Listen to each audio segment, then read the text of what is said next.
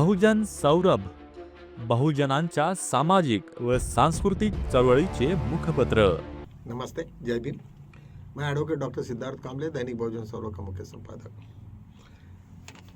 मित्रों, जिस चीज़ का डर था वही चीज़ हुई।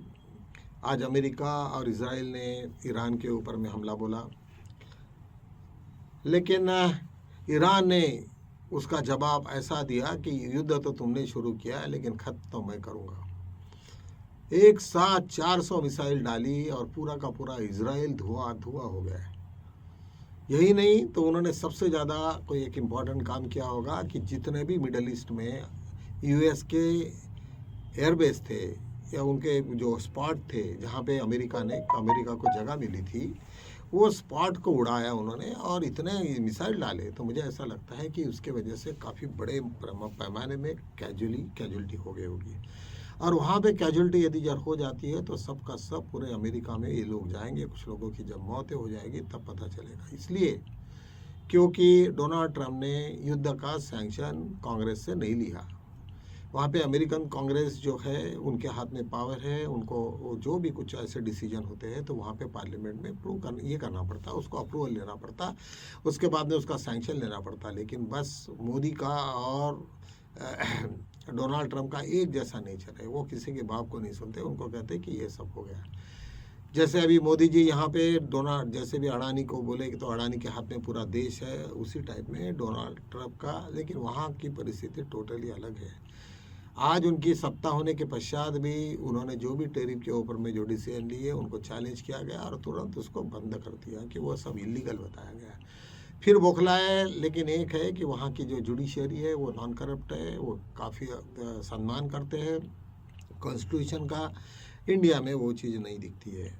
तो निश्चित रूप से मुझे ऐसा लगता है कि जितना भी डोनाल्ड ट्रंप वहाँ पे जो कर रहे हैं वो उसका उनको काफ़ी भुगतना पड़ेगा।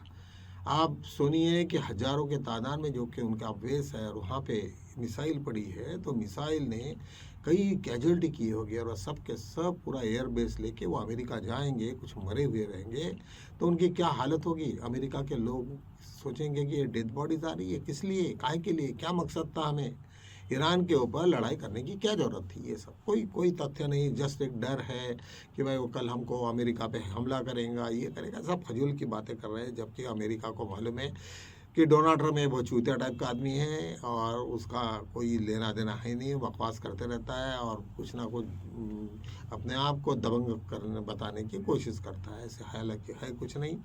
लेकिन एक तरफ में डोनाल्ड ट्रंप ने कहा कि भाई शांति वार्ता की बातें चल रही है और दूसरी तरफ में हमला चल रहा है। ये सब बातें ऐसे ही हुआ, पूरा उनका इतिहास ऐसे रहा करके। इंदिरा गांधी से लेके तो बहुत जितने भी युद्ध रहे उस वक्त हमें किसी ने धोखा दिया होगा तो अमेरिका ने दिया धोखा। अमेरिका के ऊपर में कभी ट्रस्टफुल नहीं रहेंगे।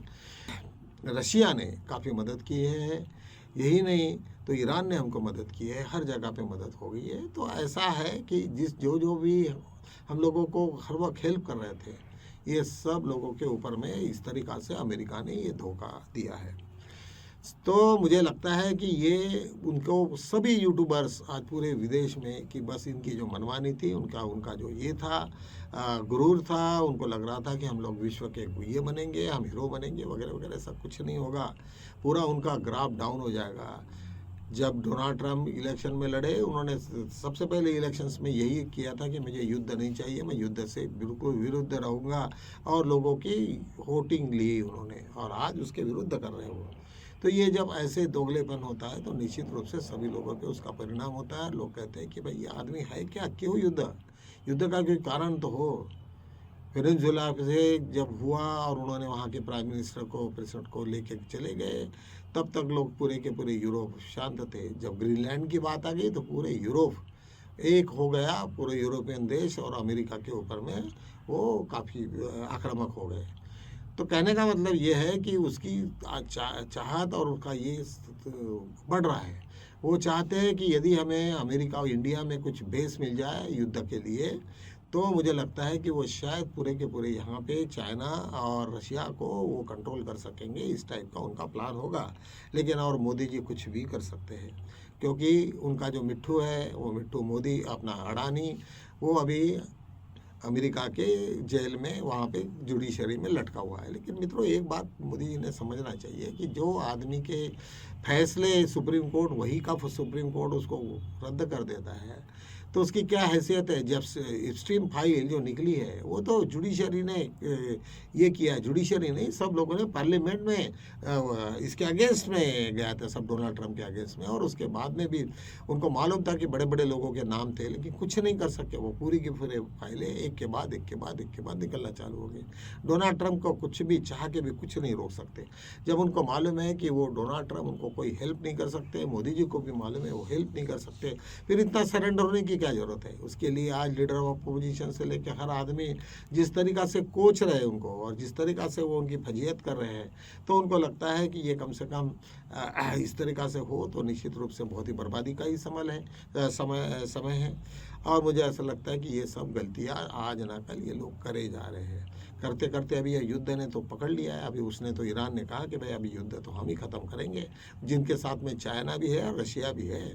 अभी सब पूरा का पूरा हेकड़े निकल जाएगी, और जहाँ अमेरिका के यदि यार उसमें कुछ और लफड़ा कर दे वो, तो ये तो चले जाएगा, लेकिन और बहुत बड़ी मुसीबत में फंस जाएंगे। इजराइल तो नक्शे से मिट जाएगा। आज इजराइल ने इस तरीक़ा से करना नहीं, क्योंकि उनको मालूम है उनका पब्लिक ओपिनियन अच्छा नहीं उनका। यदि यार उन्होंने फेयर और ये सब इलेक्शन करते तो इस तरीक़ा से होता नहीं, जैसे मोदी का भी है। मोदी ने चीफ इलेक्शन कमीशन को पकड़ के जिस तरीक़ा से गंदगी और इलेक्शंस में मैनिपुलेशंस करके चुन के आए, नहीं तो चुन के आना ही मुश्किल है। आज जो हालत मोदी जी के है वही हालत अभी नेतन्याहू के है। अभी डोनाल्ड ट्रंप के बारे में तो नहीं बता सकते, क्योंकि वहाँ पे जरा एक अलग पोर्शन है। तो कहने का मतलब, जो आज युद्ध के लिए लोग सबको मजबूर किया डोनाल्ड ट्रंप ने, वो बहुत ही एक बेवकूफ़ी है। और हम लोग तो बुद्धिस्ट होने से, हम लोग अब अम्बेडकर के फॉलोअर होने के से हमें पूरा इतिहास मालूम है। बुद्ध ने सिर्फ वार की वजह से पूरा का पूरा, उसने कहा कि इससे कुछ नहीं मिलना है तुम्हें, केवल तबाही होगी, इससे कुछ भी नहीं। एक दूसरे के प्रति दुश्मनी करके कुछ भी तुम्हें हासिल नहीं करना है। अमेरिकन जब अभी यहाँ पे हमारे कुछ भंते लोग वहाँ पे वो सब निकले वहाँ पे, तो सब लोग रोए कि भाई देखो ये कैसे लोग हैं। ये युद्ध का बिल्कुल उनको अच्छा ये नहीं है। वैसे अमेरिका को, इवन चाइनीज़ को भी ये सब पसंद नहीं है, लेकिन क्या करेंगे जब सिचुएशन ऐसी पैदा हो गई। और चाइना और अमेरिका के बीच के ये युद्ध में वो एक एक को पकड़ पकड़ के सब घुसेड़ रहे हैं, और इस तरीक़ा से हुआ। तो मुझे लगता है कि इसके परिणाम आने वाले दिनों में बहुत बुरे होंगे। एक दूसरी बात चल रही है, आज कांग्रेस का एक बहुत बड़ा अधिवेशन हुआ पंजाब में, काफ़ी जनरल रैली हुई, और वो रैली में राहुल गांधी जी जिस तरीक़ा से बात कर रहे थे, और ये सब इनकी गवर्नमेंट की नीतियों के बाद ये सब चल रहा था उनका, तो उससे ऐसे लग रहा था कि जैसे कोई पूरा का पूरा मोदी के कपड़े फाड़े जा रहे हैं कि क्या है। इतना जलील किया गया, इतना ये हुआ, और मुझे लगता है कि आने वाले दिनों में भी कुछ ना कुछ बहुत भयंकर होगा। अभी इशू ये है कि जो अडानी के जब जितने भी एमपीज़ है वो सब फाइनेंस और उनका सब उन्हीं का है, तो निश्चित रूप से आज वो उतने हैं। कोई दूसरा यदि जैसे सिंपल दूसरा पार्टी होता तो सब के सब फूट जाते और कहाँ से कहाँ उद्ध्वस्त हो जाते थे, लेकिन ऐसा हो नहीं रहा, क्योंकि पूरे के पूरे स्पॉन्सरर है। इस टाइप का ऐसा दृश्य दिखता है। मैं ये नहीं कह रहा कि वो स्पॉन्सर ही है, लेकिन वो एक भी नाम लिया अडानी का तो पूरे जुडिशरी से लेके सब लोग इकट्ठा हो जाते हैं और उनके पीछे में रहता है। तो इसका ही रहस्य क्या है, इसका तो रहस्य सिर्फ वही लोग जानते होंगे जो बीजेपी में है। तो आज जिस प्रकार से हो, या नरवाड़े की किताब हो, या फिर इन लोगों की पॉलिसी लो, या फिर एग्रीकल्चर के सेक्टर के साथ में जिस तरीक़ा से मोदी ने साइन किया, और जो फ्लड के डोर्स खुल गए, और कितना भी समझाया, अभी लोगों ने एक दिल में उनके दिल को लग गई है बात। अभी वहाँ पे पंजाब में अभी आम आदमी पार्टी का ये है, लेकिन आम आदमी पार्टी पीछे जा रही है, और आम आदमी पार्टी में इतना बड़ा लीडर भी कोई रहा नहीं। वहाँ पे उनकी इतना नीचे में ये नहीं था, बीजेपी की वजह से वो पिछले वहाँ पे भी कुछ चुनाव जीती हो, लेकिन मुझे लगता है कि इस वक्त काफ़ी उनको कठिन होगा। जीतने का तो प्रश्न ही नहीं आता। इस वक्त बीजेपी और कांग्रेस के बीच में है। कांग्रेस का वैसे भी उन लोगों का काफ़ी पकड़ थी, और जो भी गलतियाँ उन्होंने की थी, और जहाँ पे वोटिंग लिस्ट का कुछ लफड़ा हो गया, और वहाँ पे जिस तरीक़ा से मैनिपुलेशन हुआ, तो ये सब चीज़ें सब सामने में है। तो मुझे लगता है कि इस वक्त मोदी जी और बीजेपी को बहुत सारी जगह पे हार खानी पड़ेगी। यही नहीं तो हमारे यहाँ रेवन्ना रेड्डी जो चीफ मिनिस्टर है तेलंगाना के, वो काफ़ी उनको सक्रिय है। और जिस तरीक़ा से उन लोगों ने जो प्लानिंग किया था कि एआई के जो कॉन्फ्रेंसेस में उसके तार जुड़े हुए हैं कुछ ना कहीं हिमाचल प्रदेश से, जहाँ पे सरकार बीजेपी की कांग्रेस की है, और उनको लगता है कि वो जितने भी लोगों पे एफआईआर हो गया तो उन्होंने कहा कि नहीं नहीं कुछ नहीं, हम लोग हमारे स्टेट का मामला है, हम देखेंगे उसके ऊपर में क्या करना क्या नहीं करना। तो इस तरीक़ा से सब पूरे आज ये हुआ। लेकिन मित्रों, हम लोगों को भी थोड़ा जागरूक रहना पड़ेगा कि जब ये इलेक्शंस और जब इस तरीक़ा से वार चल रहा है तो उसके ऊपर में हम लोगों का भी क्या रोल है। रोल तो कुछ हो नहीं सकता, लेकिन हमें उसकी जानकारी होनी चाहिए कि एक आधा आदमी हिटलर जैसे यदि जब बिहेव करे और बन जाए तो उसके परिणाम कितने लोगों को होता है। हमारी हिस्ट्री में भी हज़ारों साले से युद्ध होते हैं और किसी न किसी की मनोकामना होती है, किसी न किसी का एम्स ये होता है, कोई ना कोई दुखाया जाता है और उसके लिए हज़ारों लोगों की कत्ल होती है।